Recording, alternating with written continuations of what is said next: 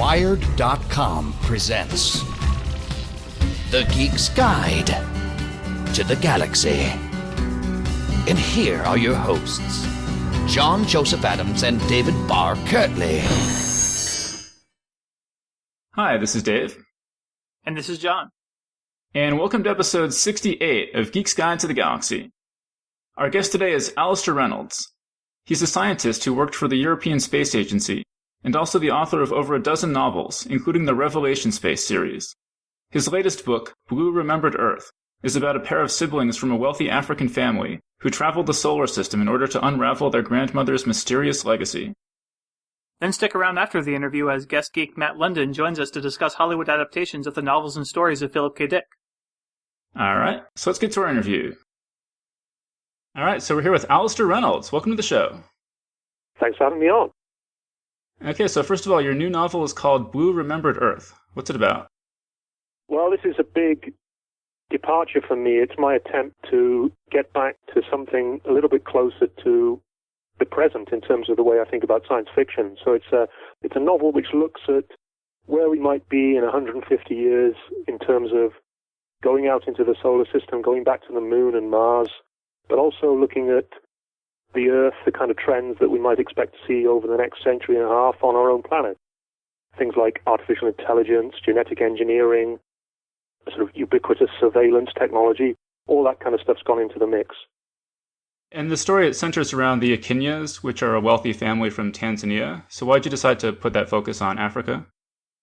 I had an idea for doing a sequence of books that would look at space exploration from a fairly, should we say, realistic standpoint, not too many crazy gadgets or magic sort of physics coming into it. And I wanted to put a slightly different spin on it, because I think a lot of that stuff's been done before. There's lots of novels about colonizing the solar system. And at the time that I was thinking about that, I was also listening to a lot of world music, and particularly a lot of African music, West African music, actually, as it happened. I loved that music. I fell in love with it over a period of time and just basically listened to nothing else. And one day the penny sort of dropped. Why not just do a novel where Africa is the sort of dominant technological powerhouse of the future?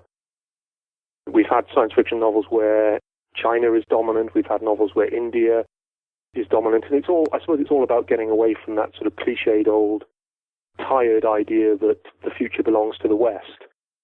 So I was kind of excited by that. And I like the idea of taking a set of sort of African protagonists and exploring them across more than one generation. Okay, so you mentioned that there have been a number of novels set within the solar system. We just interviewed Kim Stanley Robinson about his book 2312 was one of those. Do you think there is sort of a trend toward that right now, and if so, why? I was really impressed by 2312, and it's one of those things where you start reading and you think, well, why did he decide to write this novel at the same time that I wrote mine? And I guess it's just things are in the air, and you sort of respond to things. For me, it was the celebrations that started around about 2008 when people started thinking about the 40th anniversary of the Apollo landings. And of course, with the death of Neil Armstrong, that's something that will sort of come back into the news again. And for me, it was a sort of natural point to start thinking about a novel set in the solar system rather than often around some distant star. I suppose Kim Stanley Robinson's been mining that particular scene for years and years, as you say, with the Mars trilogy. So for him, it's sort of a natural continuation. Whenever people mention 2312 and Blue Remembered Earth, there's another book. Is it Leviathan Wakes, which I think is also essentially set in the solar system? Well, of course, there's Paul Macaulay's Quiet War sequence, which does sort of catapult out into interstellar space later on, but the first two books are entirely set within the solar system. So you've worked as both a space scientist and a science fiction author. How much of a feedback loop have you observed between the two?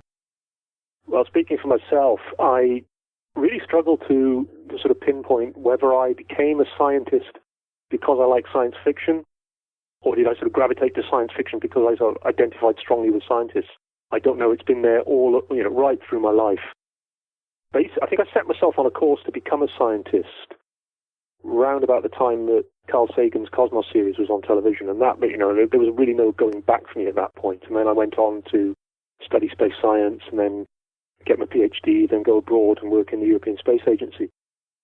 But the thing that surprised me with regard to the sort of crosstalk between science and science fiction, when I kind of came out about being a science fiction writer, a lot of my colleagues who I'd never previously suspected of having any interest in science fiction, many of them turned out to be avid science fiction readers with sort of extensive knowledge of science fiction. And that was very interesting to me. I've been sort of, ever since then, I've been keeping a sort of quiet eye on this whole business of how science and science fiction talk to each other, particularly in the sort of areas of space science.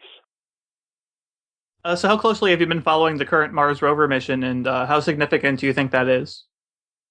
I've been following it since the point where, not only when they launched it, but as soon as I found out about this sky crane landing maneuver, I just thought this is just the most insane, audacious thing anyone's ever attempted, and there's no possible way it's going to work. But it did work, and it was a phenomenal achievement, I think, to land this enormous, complex piece of machinery on Mars. And so far, everything seems to have gone without a hitch, and it's beginning to do science. And just today, they've released some absolutely remarkable high-resolution images of the surface of Mars. It's phenomenal. I mean, on one level, I'm slightly disappointed that there aren't people on Mars already. When I was a kid, I was reliably informed that we'd have gone to Mars by 1985, and of course, it's 2012, and we're still really no closer to a human expedition to Mars. But that shouldn't detract from the amazing achievements that are sort of being done on a day-to-day basis by robotic envoys. When you said actually that you were disappointed that there weren't already people on Mars, I thought at first you meant like Deja Thoris or something. Like what? Sorry. Deja Thoris. From John Carter of Mars, the princess. Yeah. No, I mean, I think I kind of grew up with the expectation that we would have gone beyond Earth orbit by now, and returned to the moon, and even in the 90s there was sort of talk of manned expeditions to Mars, and you sort of slowly the penny drops a bit. This isn't going to happen anytime soon, I think. But there are all sorts of encouraging noises coming from different directions at the moment. I mean, Elon Musk is talking about going to Mars much sooner than people expect, and I'm genuinely interested to see where these sort of private initiatives take us. Actually, speaking of Elon Musk, I recently attended a lecture by Howard Bloom on the commercialization of space, and from what he said, he was basically saying that we all need to get behind Elon Musk because that's really America's only shot at a robust space program, and if we don't, the Chinese are going to beat us to the asteroids and gain just an insurmountable economic advantage. What do you think about that idea? Well, I don't particularly care who plants these flags on things, I mean, if the Chinese are the first to the asteroids or the first to Mars, I mean, good for them. I mean, as far as I'm concerned. But, yeah, it's clear that Musk at the moment has, he has the vision and the capital to make significant things happen. I mean, my natural sympathies tend to lie, because I was a scientist working with an international space agency, I would have liked to have seen a more concerted international effort to do these things through sort of space agencies. But if that can't be made to work, as increasingly seems to be the case, then so be it, and I shall be excited about private initiatives. So your Revelation space universe is distinctive for having no faster-than-light travel. What are some of the challenges and considerations of writing space opera with no FTL? When I started writing the Revelation space book, the first thing is I'd already written 2 novels in my teens that were full of, I suppose, the stock furniture of science fiction. They had sort of hyperdrives and force fields and tractor beams and all that stuff in it.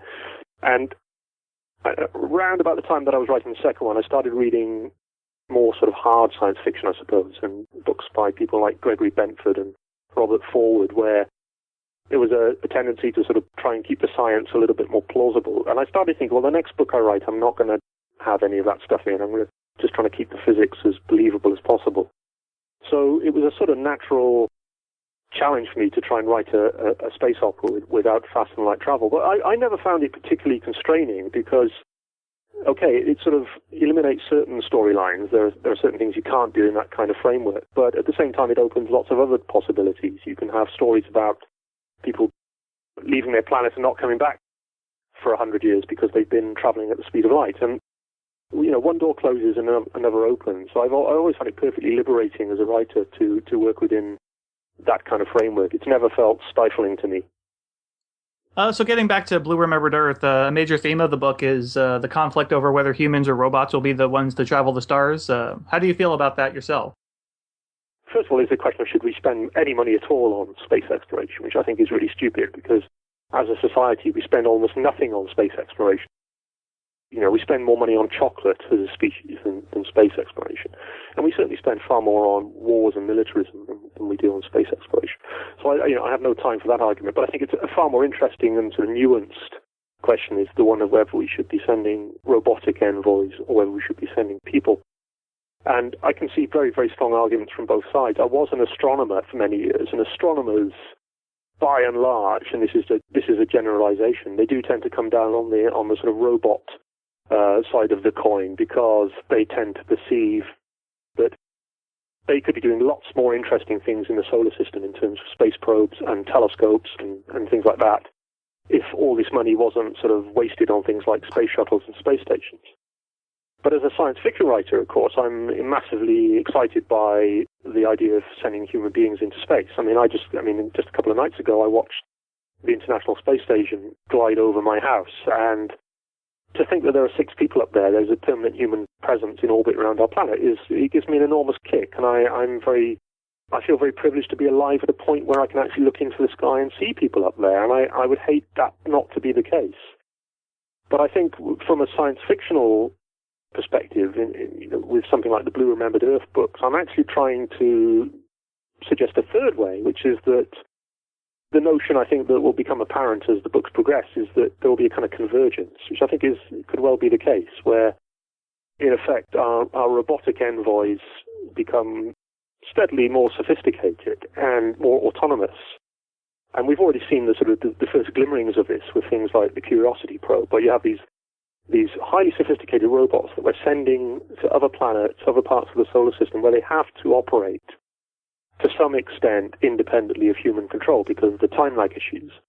So we have to make these things smart, and we will only make them smarter in the future.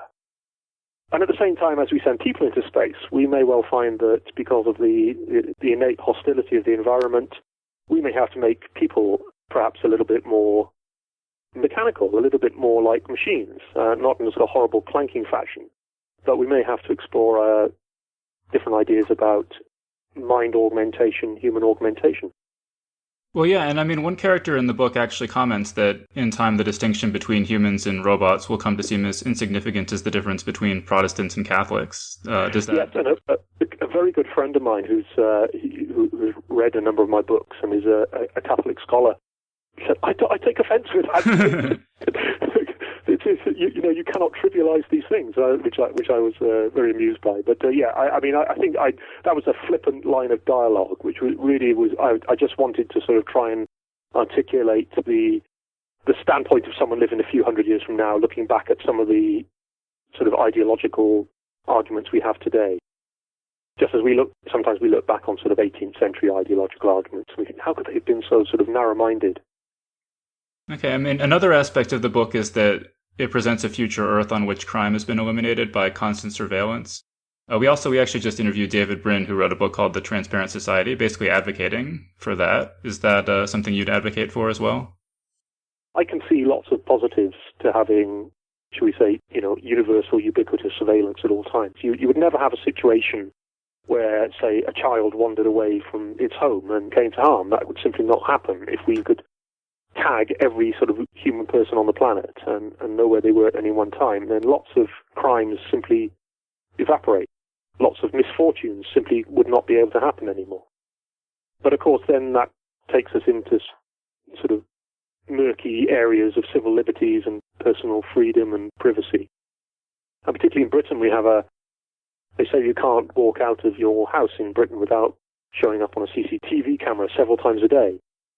Whether that is going to lead to a regimented police state, or whether we will just accept it and we will gradually become a safer society, I think it's too soon to tell. But for me, it's an interesting area to explore in science fiction.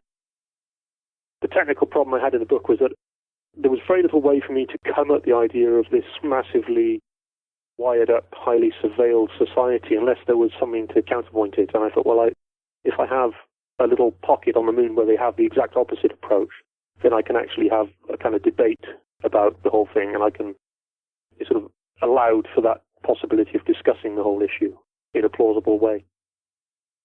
Given that the story has kind of, it's full of intrigue and conspiracies and things like that, was it really a nightmare trying to tell that sort of story, given the universal surveillance situation on Earth? Well, I set myself, partly as a reaction to a couple of books that I'd sort of written recently, I decided that I would keep the on-screen, on-page violence as low as possible in this book. And I didn't want a scene where, people are sort of shooting each other with ray guns or things blowing up. I mean, a certain number of things do blow up at various points in the book, but I think it's quite moderate compared to some of the things I've done recently. And that, for me, was an interesting challenge to see if I could write a book where there wasn't an awful lot of violence on the page. And quite aside from the technicalities of writing about this society where these things aren't possible, I was also sort of thinking back to the classic science fiction of, say, Arthur C. Clarke, his sort of classic books of the 50s, like Earthrise and Deep Range and The Sands of Mars, and going right through to the 60s and 70s as well, with things like Phantoms of Paradise, where, for me, these books were genuine page-turners. I mean, I just found them massively exciting and thrilling novels, but it wasn't, there's a distinct absence of violence and thriller elements and melodrama in these novels. I mean, the sort of the motor of the story tended to come from the sort of mysteries that the characters were confronted with. The universe, if you like, was the big bad guy, rather than, say, having some cartoon villains cropping up every few chapters. So I really like to kind of creep a little bit closer to that model in my science fiction, and this seemed as good a time as any to try it. The book contains some invented terminology, such as chinging and voking. When you're coming up with terms like that, what's your approach to that? I'm always a little bit cautious around invented terminology, because so much science fiction is off-putting to the sort of the uninitiated. You open up the first page and it's full of all these made-up words. So I try and keep a lid on it if at all possible. But at the same time, I'm thinking about a society in which these fairly novel technologies are utterly commonplace, and it wouldn't make sense for the characters to say, I use the remote telepresence technology to communicate with so-and-so. They'd have a more economical way of saying that.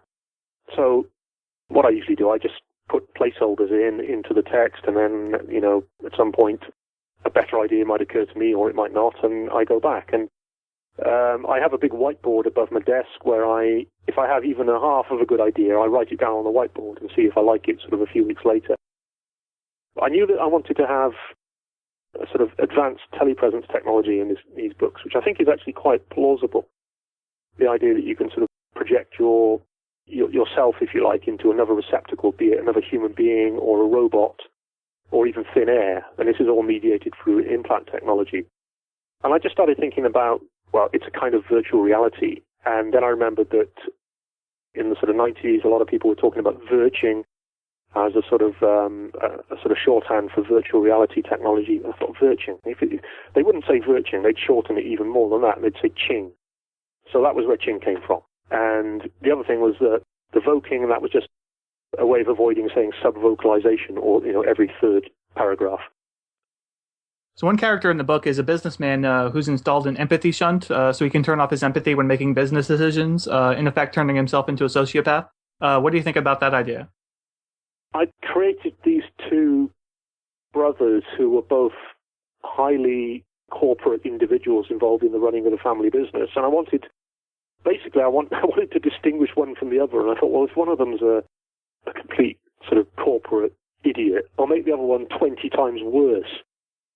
I think I must have read an article in Scientific American or something about empathy, and there's also this ongoing thing about psychopaths or sociopaths who rise to positions of high influence in society, whether it's sort of CEOs of big companies or movers and shakers in Hollywood, whatever it is. But that interested me, and I thought, well, what if the guy could actually press a button and become more sociopathic? when he needs to? What if he's actually quite a nice guy, but when he needs to go into the boardroom and make the cutthroat killer deal, he can actually turn off his empathy. He doesn't worry about sort of shafting the little guy anymore. And I thought, well, that might work. Probably one of my favorite moments in science fiction is the scene in Revelation Space where a character survives being shoved into an elevator shaft. Could you just talk about how you came up with that idea? This is the scene where one of the characters is in a very long spaceship with a sort of central elevator shaft, a bit like the spaceship in Dark Star, and she falls down it, and she realizes that she's not actually falling at that point. She's actually stationary with respect to the rest of the universe. And it was just the sort of idea pops into her head in the sort of seconds that she has remaining before she hits the bottom of the shaft, that if she can actually access the engines of the spaceship, she can make it reverse, and the ship will stop falling at that point, and she'll be saved. Because I did physics in school, one of the classic thought experiments that comes up when you're talking about the equivalence principle is, if you're in a rocket with no windows, what sort of experiments could you perform to tell that you're actually not in a rocket, that you're just in a little metal room on the surface of a planet? All that sort of stuff is interesting. There are other thought experiments that involve things that you could do in an elevator that would determine whether you're actually falling or whether you're weightless. If you're in an elevator and things are floating around inside, does that mean you're actually falling down the elevator shaft, or are you actually drifting off in deep space? And are there experiments that you could actually perform to distinguish between the two? So all that stuff was sort of floating around in my brain, and it just seemed a character sort of falling down a lift shaft seemed like a good way to bring home to the reader the idea that the frames of reference are important in this novel, and we're trying to keep reasonably close to Newtonian physics or Einsteinian physics rather than sort of Star Trek physics. You also wrote a short story that I really enjoyed called Understanding Space and Time, which is sort of about a guy who wants to understand everything about the universe, and his mind becomes so big that actually it's in danger of collapsing from the force of its own gravity. And I understand that story originally appeared in a convention booklet. Yeah. The process of writing that story was very, very convoluted. I was in work one day when I was still a space scientist, and I'd had an approach. An email had popped into my mailbox from Nature, the sort of prestigious science magazine. They basically decided they were going to run short science fiction stories, and I forget what the word length was, whether it was 600 words or 1,200 words, but it was certainly no more than that. And I'd never written anything remotely as short as what they needed.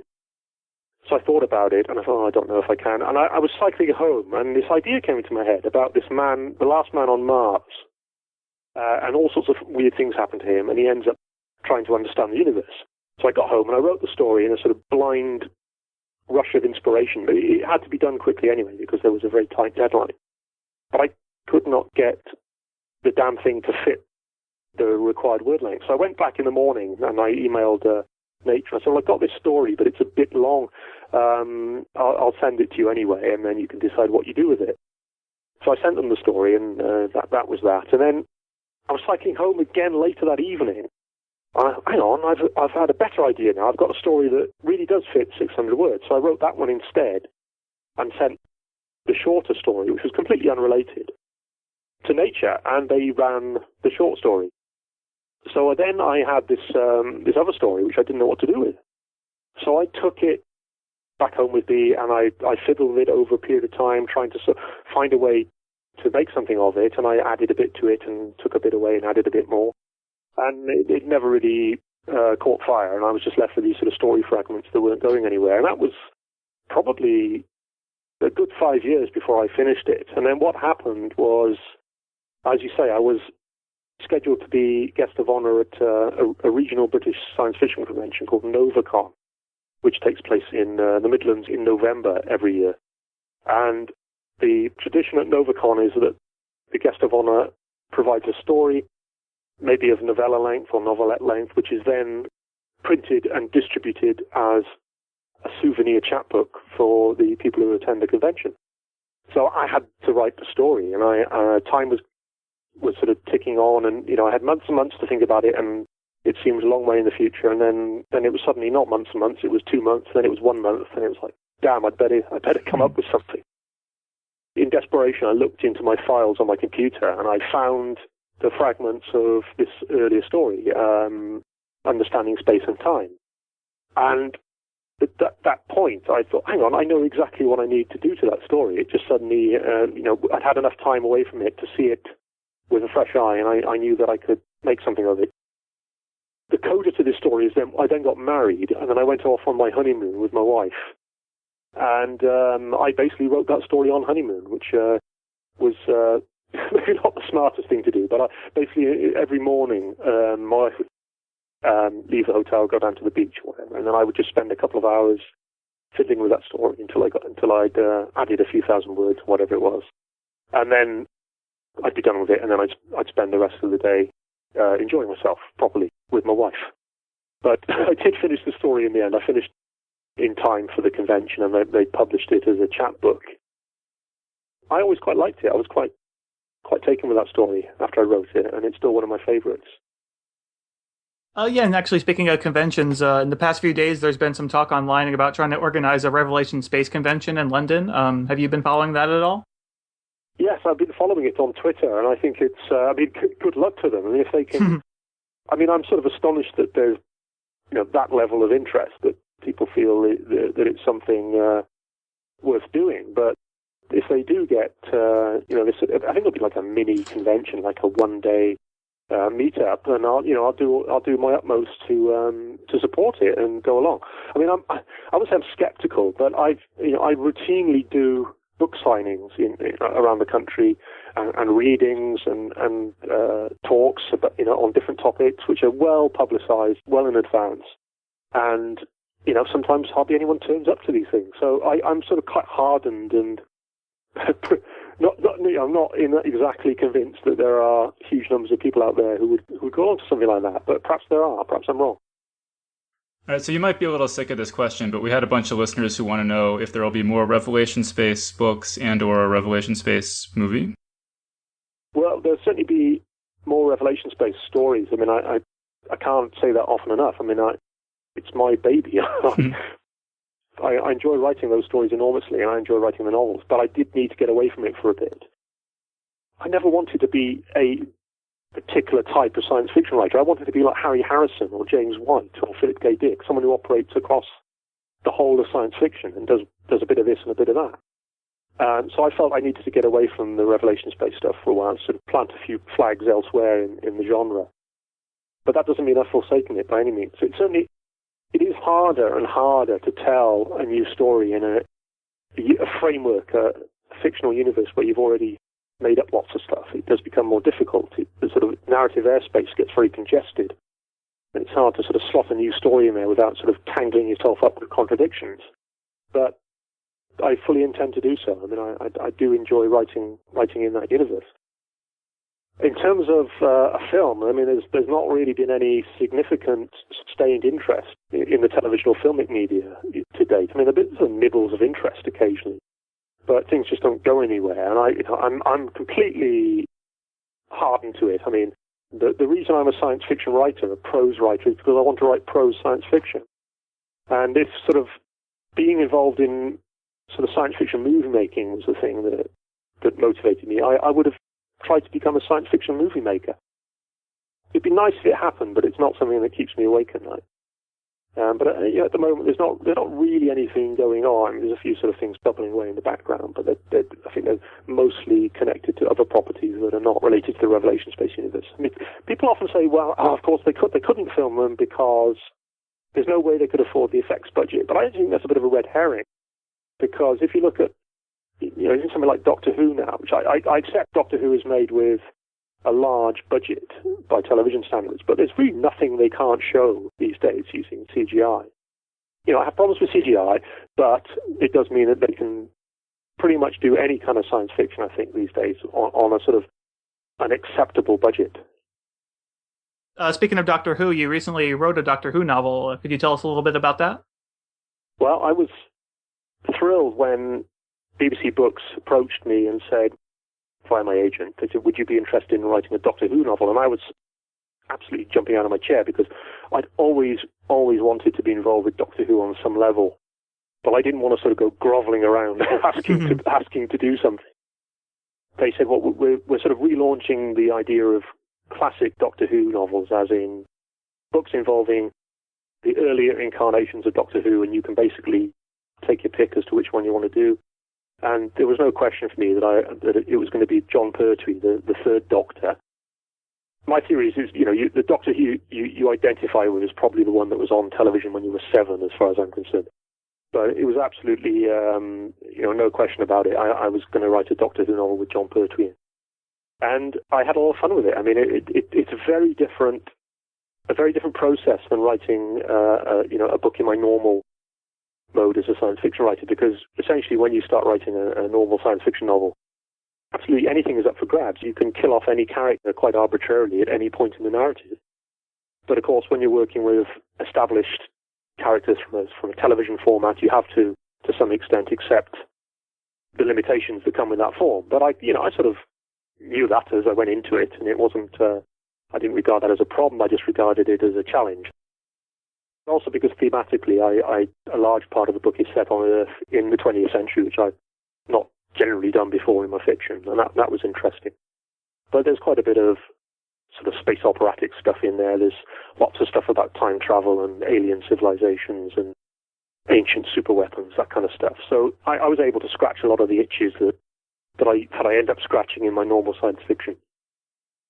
Well, and actually you mentioned Philip K. Dick, and for our panel following this interview, we were planning to talk about, since the Total Recall remake just came out, we were planning to talk about the ways in which Hollywood has adapted Philip K. Dick's stories. Do you have any just sort of thoughts on? Yeah, I mean, I love Dick. I mean, I'm not particularly well read in the novels, but I've read all the short stories, and Dick's stuff has just sort of soaked into me on a deep level, I think. And I don't know. I mean, I love Blade Runner. I love Verhoeven's film Total Recall, but to what extent? I mean, I've read We Can Remember It View Wholesale, and I don't really. It's got very little to do with the film, but the film is great. I genuinely love Verhoeven's films, and I see. I was just aghast when I hear that they were remaking it. I thought, what's the point? Why remake it? I mean, you can either remake a really old film and bring it up to date, or you can remake a crappy film and do better. But the idea of making a film that's still relatively fresh, I think, in people's memories. I mean, Total Recall is not that old. It's just completely crackers. I mean, it's just a sort of the lack of imagination of these people, that all they can think about is remaking 20-year-old science fiction properties. It just beggars belief. All right, great. And so then finally, just are there any other new or upcoming projects you'd like to mention? Well, at the moment, I'm hard at work on the follow-up to Blue Remembered Earth, which will be called On the Steel Breeze. And this is a book that picks up the threads of the Akinya family. So we're still in the same universe. We're still dealing with this powerful African family. But we're now 150 years on from Blue Remembered Earth. And in fact, the scope of the book takes us a lot further into the future. The action within Blue Remembered Earth was confined entirely to the solar system. But at the end of the book, there were sort of narrative hooks in place that would imply that we were going to sort of move beyond the solar system into interstellar space. And that's what I grapple with in the sequel, On the Steel Breeze. It's about interstellar colonization, again, told from, I hope, a relatively sober, realistic perspective. So there's interstellar travel, but it's, again, very slow. It takes hundreds of years to get anywhere. And I hope that I can develop some of the themes that were in Blue Remembered Earth, the ideas about artificial intelligence. The elephants come into this book, but in a way that I hope is surprising.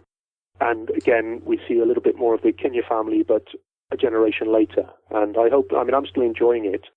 And I hope that some of that enthusiasm communicates to the reader. All right, great. So, Alastair Reynolds, thanks so much for joining us on Geek's Guide to the Galaxy. Thank you for having me. And that was our interview. So thanks so much to Alastair Reynolds for joining us on the show. For the text of that interview, please visit our website at geeksguideshow.com and click on transcripts. And we'd really appreciate it if listeners would link to those transcripts on Facebook and Twitter so that your friends who don't listen to any podcasts will know to go check them out. And as we mentioned, for our panel today, we'll be discussing Hollywood adaptations of the novels and stories of Philip K. Dick. And we're joined by a special guest geek, Matt London. He's the creator of Space Pirates in Space, an animated web series coming soon to an internet near you. And you can follow him on Twitter at @TheMattLondon. So Matt, welcome to the show. Great to be here, guys. Okay, and we're going to be talking about Philip K. Dick, and the reason is obviously this is coming up now is because of this Total Recall remake that just came out. And we had previously discussed this back in episode 52, and Matt was saying just that given the director and writers involved, it was almost certainly not going to be great. And so I had kind of given up hope for it. But then the trailer came out, and it looked really, really cool. So I had some hope that maybe they were going to somehow pull it off. But then the reviews came out, and the reviews all said it was terrible. And they described the premise of a commuter rail line through the center of the Earth. And I totally lost all interest in the movie at that point. But then, I wanted to talk about how Hollywood treats Philip K. Dick adaptations. And I wanted to mention this movie and probably bash it. But I didn't want to do that without having seen the movie. So I went and saw it. And yeah, it's not good at all. Now you can freely bash it. Thanks for taking one for the team, Dave. Yeah, and I guess Matt's seen it too. So I think and John, we couldn't get John to go see it. You really would have to pay me to go see a Len Wiseman movie. But Matt and I haven't talked about it at all. So I guess Matt, what were your impressions of this movie? There's a few ways to look at it, right? One is just to look at it as sort of your standard contemporary Hollywood action movie, just kind of divorced from all of the history of the property. And then you can look at it in comparison to either the old movie, the Paul Verhoeven, Arnold Schwarzenegger project, or the original short story. And in each of those contexts, it sort of is a different thing. I thought as far as like contemporary Hollywood action movies go, it really wasn't that bad. I mean, it was devoid of interesting characters, and the action's completely absurd. But it moves at an interesting pace. The premise, assuming it's an original premise, is really interesting. And then there's one thing that Hollywood has sort of mastered, and it's making movies that look really good. Oh, well, I'm with you that the movie looks fantastic, and I think that's why the trailer is so impressive, because it looks great.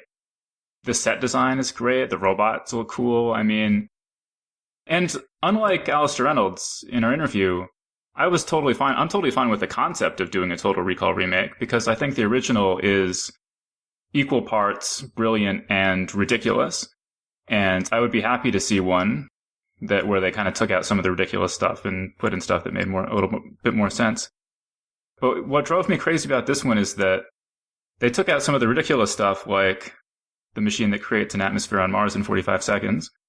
But then they put in equally ridiculous stuff, like the commuter rail line through the center of the Earth. But even more frustratingly, they took a lot of things that actually they took like the 5 things in the original movie that actually made sense and screwed them up. It's just like one missed opportunity after another, as far as I'm concerned. The basic idea is that chemical warfare has made the entire surface of Earth uninhabitable, with the exception of Great Britain and Australia.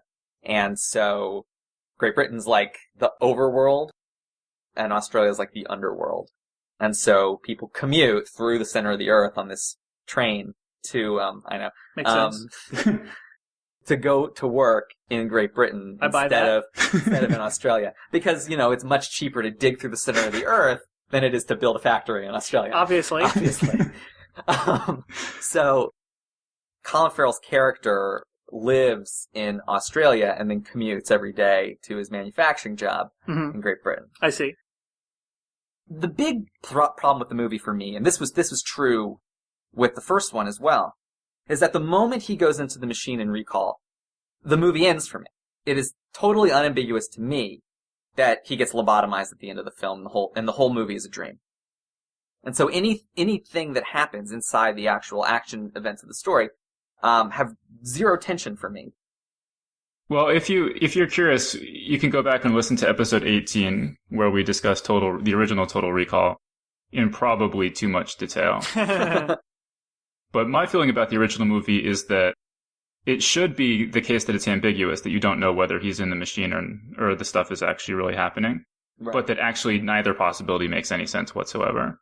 That the movie is just this huge mess of contradictions. That might actually work, sort of, in this one. I mean, there's nothing that happens before he gets plugged in that would lead you to think he's already a spy, right? No, yeah, nothing. So that's actually an improvement in my mind. In the original, there are hints that he was a spy before he goes to recall? Yeah, like his wife gives him a really suspicious look before he goes to recall, and his coworker gives him suspicious looks before he ever goes to recall and stuff like that. But also, I guess, Matt, let's talk about, I mean, in the original movie, Recall is sort of a evil corporation. Mm-hmm. And in this, it's more of a, like... massage parlor. Yeah, massage parlor, basically. I actually thought that was kind of nice. I kind of liked, I was down with that. Well, it has actually a lot of the set design and costume design sort of makes it reminiscent of, like, old opium dens, where I actually think it's probably the closest real-world analog to Recall. The idea that a customer would come in, be given a really gentle experience from the hostess, be eased into a room where you could lay down, kind of inhale some sort of psychotropic substance, and then go to a different place that's not your real life. Okay, and how about the fact that the city, like every city in every science fiction movie ever made, looks exactly like Blade Runner? There's two, right? There's two cities. There's the Blade Runner city, and there's the Minority Report city. And every single city looks exactly like one of those two, right? Either it's this seedy underworld where everything is sort of pseudo-Asian and it's dark, it's always nighttime, and it's really crowded and people are shouting and selling ducks in the windows. And then the other city is the sort of like flying cars, every building is white, big public fountains, tons of glass that you can break, and that city. And so, so the Great Britain city is the Minority Report city, and the Australia city is the Blade Runner city. Alastair Reynolds alluded in the interview to the fact that the short story We Can Remember It For You Wholesale bears very little resemblance to Total Recall. Philip K. Dick's writing is much more cerebral than any of the Hollywood adaptations. I think the way that you can characterize a Philip K. Dick movie is by taking a kind of mind-bending premise that he sets down and then turning it into an action movie. Yeah. Because none of his books or stories are actually action-packed stories. I know, it's completely ridiculous that there's all these action movies based on his stuff. I mean, I think it's probably Blade Runner's fault, really. I mean, because, of all his stories, Do Androids Dream of the Electric Sheep had the most of that aspect to it. And, I mean, it's not a very faithful adaptation, but it's like really faithful compared to most of the other adaptations, So, it's loosely a detective story. Yeah. And so he's pursuing people and interrogating them, and people get shot. Those are sort of the characteristics of Do Androids Dream of Electric Sheep that get carried over into Blade Runner. But yeah, I mean, I think you're right. Because of that sort of first foray into the genre, it has created this sort of expectation that, if you take this premise and Hollywoodize it, it could be a really successful movie. And what's interesting is that I actually think that in a lot of cases, they make really successful movies. Well, really successful. People, everyone has their own opinions on each of these movies.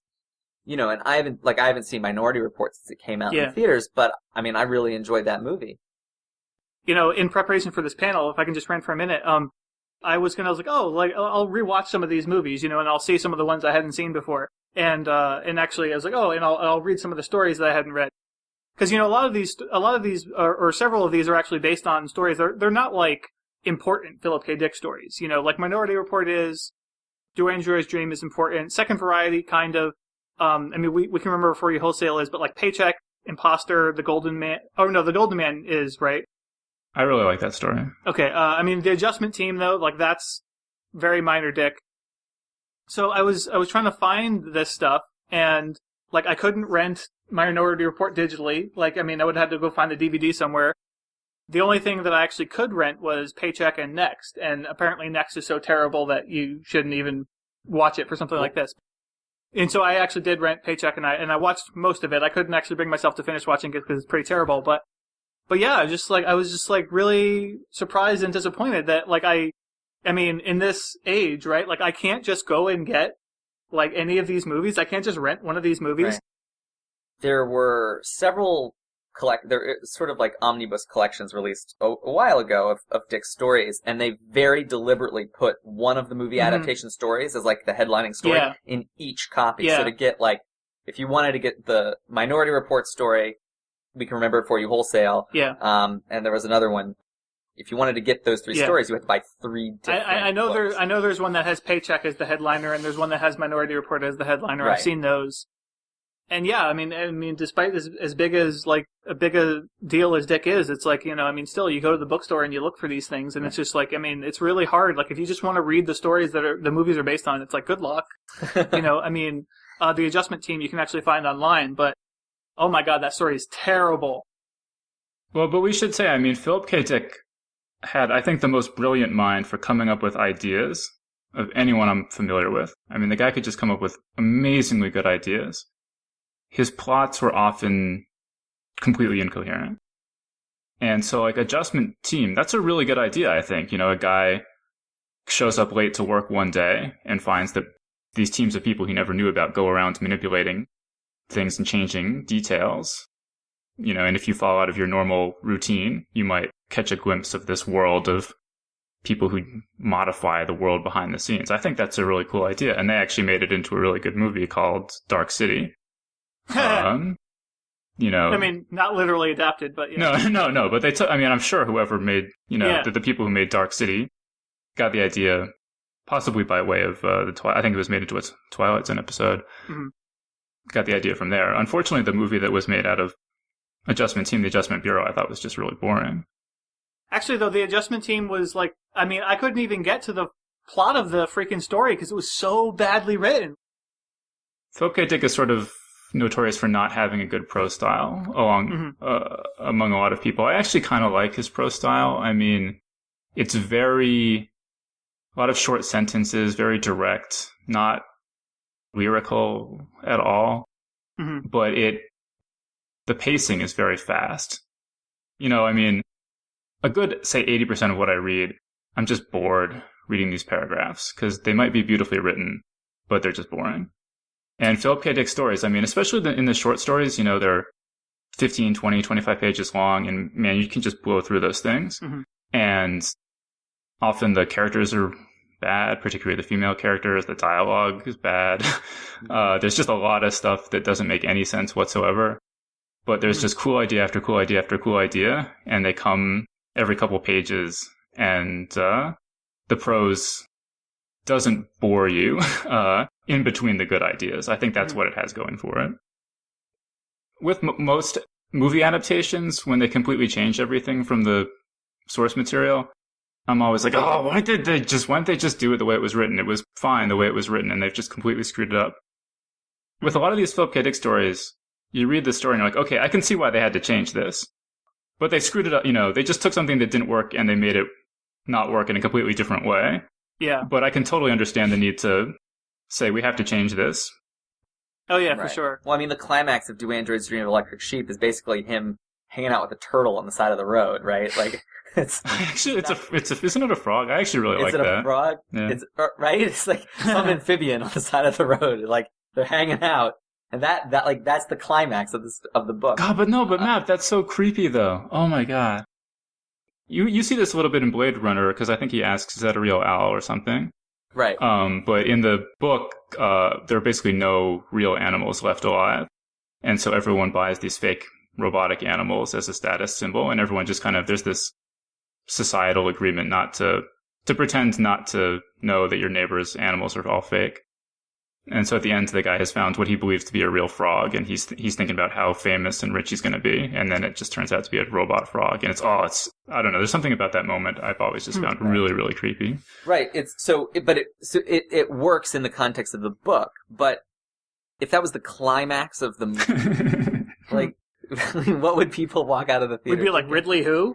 Right. Exactly. We would all be saying Ridley who. So you said you read Scanner Darkly as well as seeing the movie, right? Right. So is that one more faithful than others? I mean, I haven't read it, but I got the impression that one was sort of more... Yeah, I should say I read all the Philip K. Dick stuff back in high school and college, so I don't remember perfectly everything, but A Scanner Darkly is far and away the most faithful adaptation of anything I can think of. I seem to remember a lot of Philip K. Dick's novels, they get really, really weird and trippy toward the end. And I think they might have toned some of that stuff down. But it's fairly faithful, and it's much more faithful in the tone, the sort of weird, drugged out, paranoid tone, and that the main character is just sort of like this schlub, and he's just kind of going through his daily grind and feeling powerless and confused.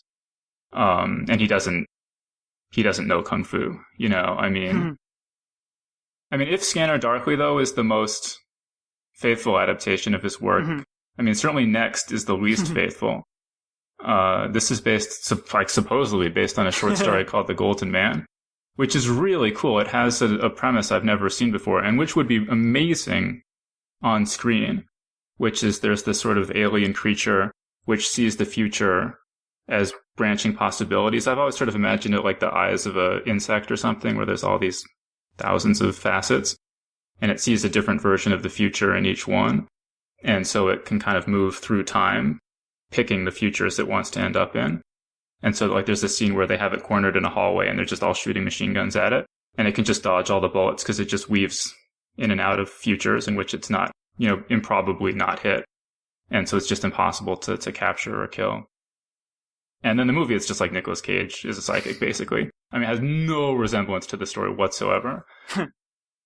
At this point, it seems like that they'll just option some random Philip K. Dick story just to put his name on it, to sort of cash in on the cachet of Blade Runner, etc. I just think that Paycheck is the apotheosis of a movie ruined by Hollywood's fetish for turning them into action movies. Because again, it's a cool premise. This guy did this job, and the agreement was he would work at this job for a couple of years, and then they would wipe his memory of it to preserve their corporate secrets. And then he discovers that instead of the payment he was expecting, he somehow arranged to give himself just these random objects. And I think that's a really cool, intriguing premise. But this guy, he's not a super spy or anything, but you would think he was from the way the movie plays out. He like can fight with a bow staff. And the part I remember in particular, if I'm remembering this right, isn't there a scene where a bad guy is holding a gun on him and he has his gun up in the air and he ejects the magazine and sort of kicks it onto an electrified rail, causing an explosion that distracts the guy or something? There's something like that. There's just like stuff like if Jason Bourne did this, I would be like, give me a break. You know, the fact that there's this random guy does this stuff is just totally ludicrous. There's a scene in the movie where they inject him with something and they say, okay, at this point on, from this point, you know, we're going to erase everything in your memory after this. And then so like once the job's done, you're going to reset to this point. And it's like, okay, that's cool. But then they inject him and then the movie continues. It's like, no. It's like when you do that, the movie needs to pick up right when he wakes up on the other side of this and he doesn't know what the hell's going on. That's how you make that movie. I actually had exactly the same comment about Total Recall, if you'll remember, that, you know, there's a similar thing in Total Recall where Arnold Schwarzenegger is knocked out, and then you see what happens after he's knocked out. You see him, what's going on around him as he's unconscious, and there should never be anything like that in a Philip K. Dick story, because it should all be from the point of view of the character, because that's the whole point of the story. Mm-hmm. That was every moment that really failed for me in the remake. They're constantly cutting away to other characters. And it's funny because early in the movie, I was watching Colin Farrell's commute to work, and I was just like, we're going to be with this guy for the entire movie. Like, I just felt that. And then it immediately betrayed it. Immediately. And Minority Report, it was like, I mean, there's some cool stuff in there. Yeah. I mean... Yeah, no, at the time, it was praised heavily for its use of in-development near-future technologies. Mm-hmm. Yeah. From the, you know, self-driving cars to the 6 sticks. The part where he's walking through the mall and the scanners are reading his retina and giving personalized ads for him, I thought that was very cool. Yeah. Yeah, we're not far away from that. No, anyone who goes on Facebook knows. Yeah. You know, I've always said that I think that crime stories or mysteries and science fiction go really well together because the sort of structure of the mystery story is very clear and it's something that everybody knows, whereas the worlds of science fiction are sometimes hard to deliver in a complex plot. Very quickly you can come up with a number of, you know, sort of classic science fiction fantasy texts that have these sort of like almost whodunit plots at the center of them. I think that's another thing that Minority Report does really well. I think I might actually disagree with you, though. I mean... That's true, or that it works? That it works in Minority Report. Yeah. Because, to me, again, the premise is absolutely brilliant. You know, you have these police who go and arrest people before they commit their crimes, and then what are the implications of that? But then rather than dealing with the implications of that, the movie is this incredibly overly convoluted, preposterous mystery story. Yeah, and then it turns out, you know, the happy ending is they get rid of the pre-crime thing so people can go back to killing each other. It's just sort of that thoughtless, the technology's bad, here's a way it might be misused, so let's get rid of it. But in the original short story, the happy ending is that the pre-crime unit is saved, right? Mm-hmm. And I think it's just, that just sort of tells you everything you need to know, that in the movie, the happy ending is that the pre-crime unit is destroyed. That contradiction is, like, really interesting in terms of the ambiguity and complexity of the moral question that's in the story itself. What is the right answer, right? If it's dismantled, people go back to killing each other. If it's saved, people are being convicted of crimes that they haven't committed. Mm-hmm. And so there is no right answer. Although one may feel unsatisfying to some people and the other may feel unsatisfying to others, in both cases it's just a sign of the brilliance of that premise. Well, I mean, it's kind of awesome and awful at the same time. I mean, awesome from sort of a cynical point of view, but like how often that happens in Hollywood, where like they'll adapt something, whether it's Philip K. Dick or something else, but they adapt something and like actually completely miss what the original author was going for with it. And so it's like, and then so to actually do that, where, you know, you get to the end of this story that you adapted this story, and then you actually have the opposite happen at the end. It's like, why do you do that? Okay, so let's see. We still haven't talked about Screamers or Confessions of a Crap Artist or Imposter. I have not seen Imposter or Confessions of a Crap Artist. I've never heard of either of those movies. Yeah, I've actually seen Imposter. It's been a long time though. I don't really remember. I mean, I remember Gary Sinise is in it. I remember it wasn't very good. I haven't read the story. I haven't seen or read Confessions of a Crap Artist. Ellen Datlow was saying it was pretty good and worth tracking down, but I haven't seen it. I'm pretty sure Confessions of a Crap Artist is one of the literary novels that Philip K. Dick wrote. I believe so. It's not science fiction.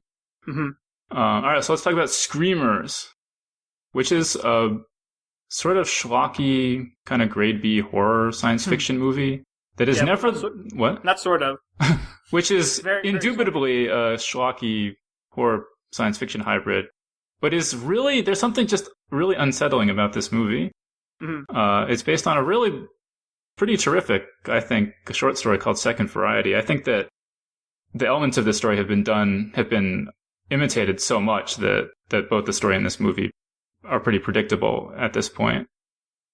Essentially, the future of the Terminator franchise, I have to believe, was lifted straight out of Second Variety. It's basically there's a world that's completely been post-apocalyptically devastated by nuclear war, and the remaining survivors are still fighting this war and huddle in bunkers and create ever more complex machines that they send out into the wasteland to fight each other and any survivors. And they eventually start making these robots to be indistinguishable from human beings. I would just say about Screamers, I think that could have actually been like a really great entry in the canon if that was done up as a movie, really like with real Hollywood budget and everything, and with a real director. Like, I think that could have actually been quite good. So let's talk about how we rank these Philip K. Dick adaptations against each other. Blade Runner, I think, has got to be number one. Is anyone I think going to disagree with that? But far and away number one, with a huge gap between that and number two, I think. And I mean, I'm not even like the world's biggest Blade Runner fan or anything. I mean, it's a really good movie. I don't love it like some people love it, but I mean, I think it's obviously clear in a way the best Philip K. Dick adaptation. It's a classic, you know, and I mean, it's a cult classic in the best way, and its place in the canon's really, you know, sort of locked. So, yeah, I'd have to agree as well. Okay, so for number two, I could see somebody making a plausible case for Total Recall, Minority Report, or Scanner Darkly. Are there any other movies that anyone would even plausibly make a case for being number 2? No, I don't think so. I mean, I would probably go with Total Recall, although, I mean, it's a pretty weak vote for it, I think. I might go with Scanner Darkly. I'd have to see it again. I only saw it the one time, and I mean, I remember thinking it was cool and it was interesting, but and as you said, it's certainly seems to be a very faithful adaptation compared to any of these other ones, but those are the only options, I think. And I don't think Minority Report should be in that conversation, but and the thing is, it's like I don't even know where to put it. I mean, like I was unsatisfied with it when I saw it, but I mean, like I said, I would kind of like to rewatch it. It deserves points for being visually interesting and having an interesting future depicted and everything. But I really like Minority Report, but it's so different from Scanner Darkly. I'd probably have to put them as tied, just because they are radically different and interesting in totally different ways, and visually interesting in really different ways. But if you put a gun to my head, I guess I'd say Scanner Darkly, because there's just fewer movies that are like that, and then Minority Report right behind it. And then Total Recall. Because it's like, I mean, that movie has a big helping of melted cheese, like, slumped all over That's true. it. That's true. And I mean, I think that's my fondness for it is probably partially due to, growing up with it and having seen it a million times when I was a teenager or whatever. So. Yeah. I mean, when we rewatched it before doing the previous episode, when we discussed it in detail, I mean, I admit it didn't quite hold up to my my memory of it, but. Did you guys watch the commentary with Arnold and Oh my god, they're like, he's like, Arnold has no patience for people who think that it's ambiguous. He's like, of course I'm a spy. What do you mean? It's not a dream. And Paul Verhoeven's like, no, it's a dream. I actually saw, speaking of Minority Report, I was just reading that Steven Spielberg, that maybe the ending of that is supposed to be a dream. I don't know if you guys have heard anything about that. No. You talking about the end, like the helicopter shots to the cabin at the very end? Or essentially, the thing I was reading, the theory is that the whole ending is a fake happy ending that he's experiencing in lockdown. That's cool. That's a cool idea. And so apparently, the last scene is this really cheesy Steven Spielbergian shot of the precogs living this idyllic life in a cabin somewhere.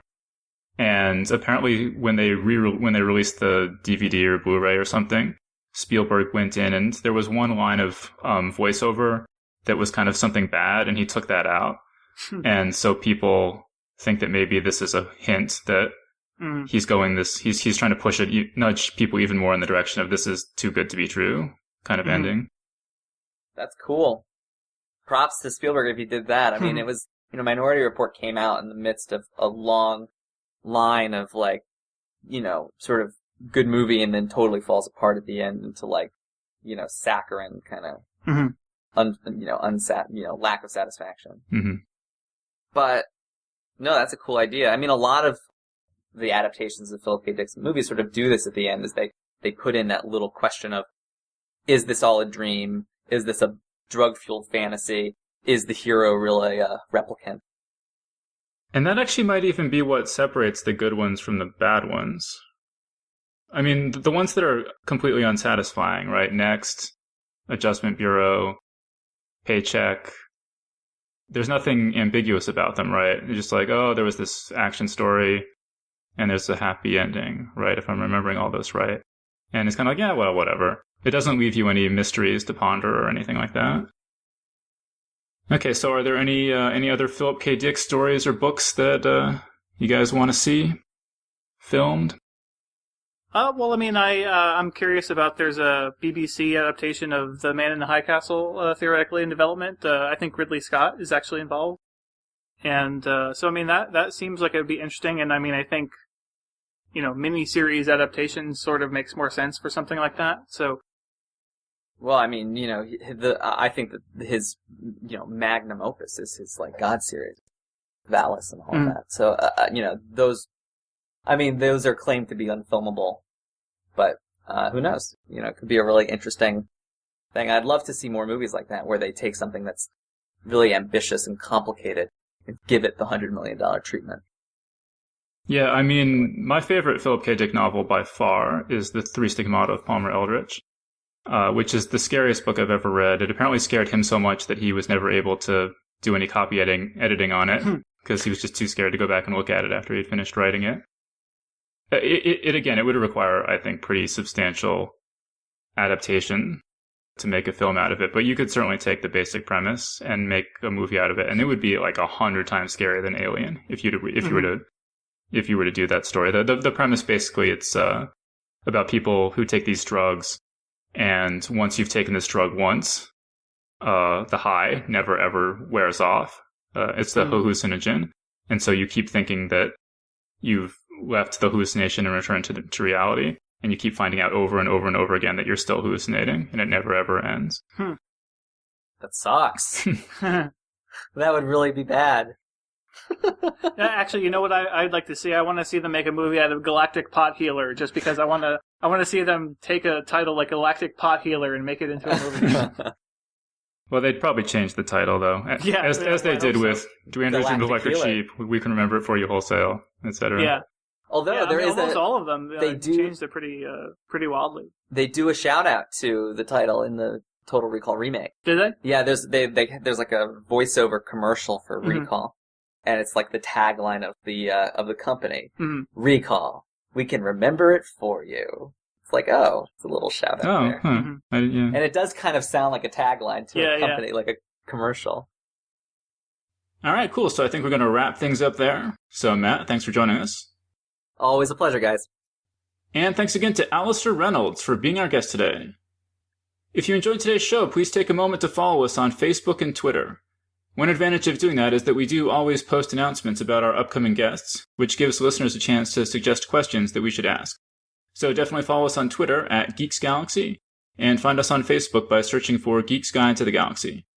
And if you live in or visit the New York City area, you should also join our local meetup group, which you can find on Facebook by searching for Geeks Guide to the Galaxy NYC. All right, so that was our show. Thanks everyone for listening, and we'll see you next time. The Geek's Guide to the Galaxy is a production of Wired.com. For more information about the show, visit geeksguideshow.com. To learn more about your hosts, visit johnjosephadams.com or davidbarrkirtley.com. Music and voiceover produced by Slipgate 9 Entertainment. If you enjoyed this program, tell your friends. If you didn't enjoy it, tell no one. Thank you for listening.